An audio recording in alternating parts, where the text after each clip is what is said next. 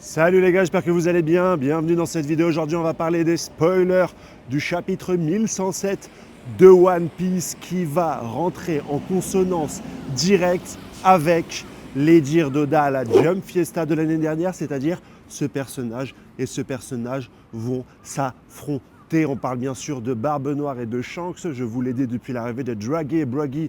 On avait peut-être les premiers éléments, les premiers prémices de la bataille entre ces deux Yonkou. Et là, on va avoir des révélations sur ce pavillon noir qui est là, aux abords de l'île d'Ex-Id, et des pirates de Barbe Noire qui vont ou qui ont déjà un petit peu mis leur grain de sel sur cette île et sur ce combat, leur grain de sel qui va très certainement amener un petit peu au combat entre Shanks et Barbe Noire, qui ont fait que de s'esquiver depuis le début de One Piece. Il est temps pour eux de s'affronter, il est temps pour eux de se battre. On attendait ce combat depuis la révélation de Shanks qui nous a dit, en expliquant à Barbe Blanche, que la seule cicatrice qui le faisait encore souffrir, c'est celle de ce très cher Barbe Noire qui a réussi à lui infliger cela bien avant qu'il n'ait son premier fruit du démon. Je parle bien sûr du fruit du ténèbre. Accrochez-vous les amis, on va également avoir dans ce chapitre des révélations sur le fameux Sanji vs Kizaru. C'est vrai que j'étais pas concerné par ce combat, mais là on va avoir quelque chose d'incroyable qui va être fait par le personnage de Sanji. On va également en parler. On parlera de Luffy, de Zoro, de Jinbei et aussi de Saturne et de son lien avec Barbe Noire. Si tu aimes cette vidéo, n'hésite pas mon frérot à t'abonner, c'est hyper important sur la chaîne. Vous êtes beaucoup à la regarder, mais très peu à cliquer. N'hésitez pas vraiment à le faire les frérots, ça m'aide énormément pour ma chaîne. Et bien sûr, donne-moi ton avis en commentaire. Je fais principalement des vidéos One Piece pour cela, pour avoir un petit peu ton avis, tes commentaires, etc. Et n'hésite pas aussi à mettre un petit like. Un petit like, ça fait monter la vidéo les frérots. Ça nous aide un petit peu tous à faire progresser le spoiler Jackson. Active la notification bien sûr pour ne louper aucune de mes vidéos mon frérot. Le chapitre commence par le débarquement de Draggy et Bruggy. Draggy et Bruggy arrivent directement sur Ex-Id. Ils sont accompagnés de Oishi et Kamio. Oishi et Kamio, bien sûr, les deux pirates géants qui étaient déjà dans l'équipage de Draggy et Bruggy à l'époque, mon frérot. Et Usopp les voit de loin et voilà, il sait que les géants arrivent. Vous connaissez un petit peu le lien entre Usopp et les géants. Il est très très content de les voir débarquer. Il se dit que ça va être la fiesta, mon ami, mon amigo. On a aussi des nouvelles de Jinbei qui se pointe directement pour aller intercepter Zoro. Celui-ci se perd tout le temps et il est en train d'affronter directement notre cher Rob Lucci. Il va y avoir quelques échanges de coups d'épée et il va un petit peu parler, Rob Lucci. Il va un petit peu raconter sa life, mais c'est pas du tout le plus important du chapitre. On aura également dans ce chapitre les frérots Luffy qui va parler directement à Bonnie et qui va lui demander mais pourquoi tu pleures? Pourquoi tu pleures? Nous on essaye de tout faire. Attends, je sais pas si là avec le bruit des transports, voilà. Là il y a vraiment beaucoup de bruit. Donc comme je vous ai dit, Monkey D. Luffy va parler à Bonnie, il va lui demander pourquoi tu pleures et elle va dire mais ça fait toute ma vie, depuis toute ma vie je cherche Nika. Depuis toute ma vie je te cherche. Et Luffy, lui qui ne comprend pas un petit peu la dissociation entre ces deux formes, va lui répondre mais meuf, depuis le début de l'île en fait on est ensemble, on est à côté. D'ailleurs j'ai vu ta technique, elle est trop faible. Et il va mettre un Gomu Gomu down Gatling directement dans la chetron de Saturne et Saturne va rentrer dans le décor mon frérot. Est-ce que suite à cette démonstration de Luffy, Bonnie va reprendre foi en Nika et est-ce qu'elle sera de nouveau capable d'utiliser ses pouvoirs? Rappelez-vous, le pouvoir de Jawali Bonnie est un pouvoir lié à l'imagination. Elle peut prendre l'apparence, le pouvoir d'un futur qu'elle imaginerait.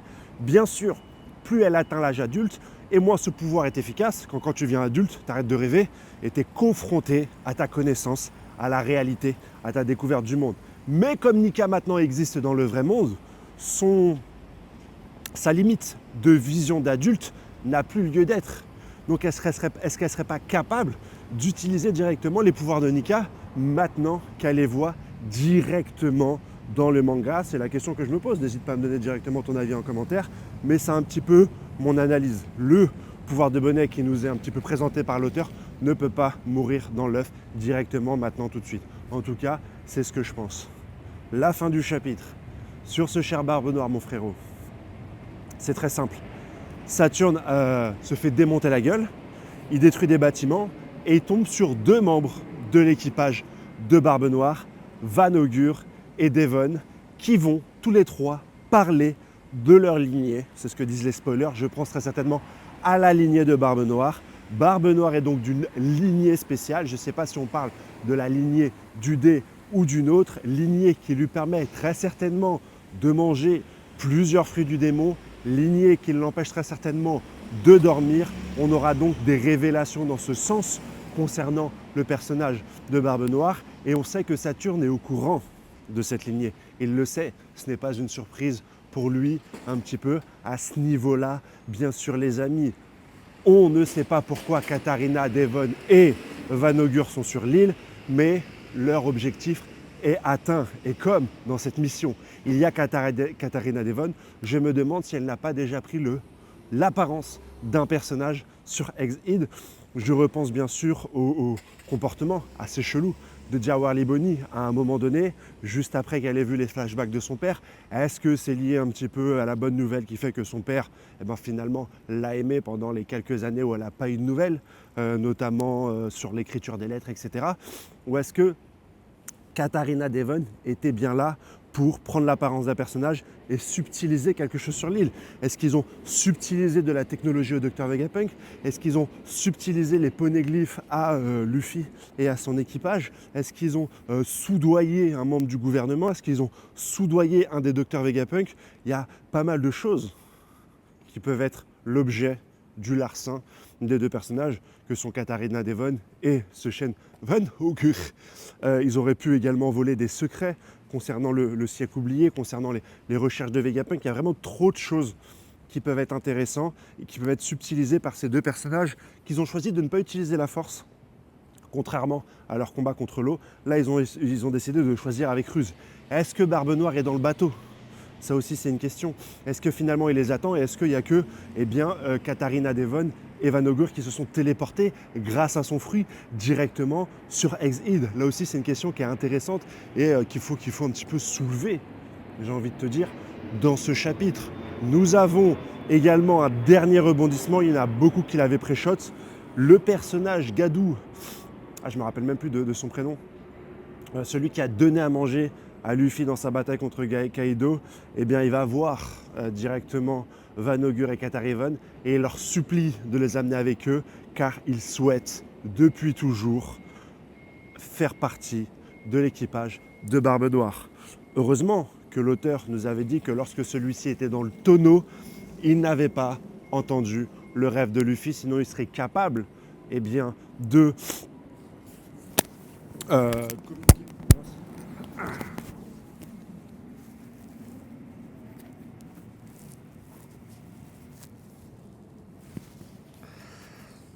Sinon, il serait capable de communiquer le rêve de Luffy directement à Barbe Noire. Mais l'information qu'il avait concernant directement une des armes antiques qui se trouve directement à Wano, je crois que c'est Poséidon. Et donc, il y a de grandes chances que le prochain move de Barbe Noire soit d'aller récupérer Poséidon directement sur Wano. Parce que, Barbe Noire va être au courant que sur Wano, la protection, c'est pas vraiment ça. Il y a Yamato, il y a les 9 fourreaux rouges, mais on parle là de Barbe Noire. Et que surtout, il y a une des armes antiques directement dans les soubassements de cette ville. Que d'événements qui amèneront certainement à un combat entre Shanks et Barbe Noire. Ça va être terrible, ça va être horrible. Et on sera là directement pour le joindre. Donc n'hésite pas à t'abonner à la chaîne du Spoiler Jackson Hendrik 21, à mettre directement ce que tu penses en commentaire de ce magnifique chapitre, mon frérot, et bien sûr de tabasser cette barre de like. Tabassons-la pour faire monter cette vidéo au-dessus de n'importe quelle autre vidéo sur One Piece, les frérots. Merci à vous, merci pour tout. On a atteint les 1 million de vues sur le live des 30K, où il y avait Goldie Soul, Rio Sensei, Raph et Lille, et tout ce beau monde. On a dépassé la rêverie du Mont Corvo en termes de vidéos où on invite pas mal de célébrités One Piece pour une toute petite chaîne comme la mienne. J'ai que 42 000 abonnés. C'est une grosse victoire et c'est très certainement grâce à vous pour la plupart. Donc je vous en remercie. Je vous souhaite une excellente journée il fait beau, c'est ma dernière journée au Japon et après on va rentrer pour continuer à bosser les frérots. Allez, ciao, ciao, bonne journée, bisous.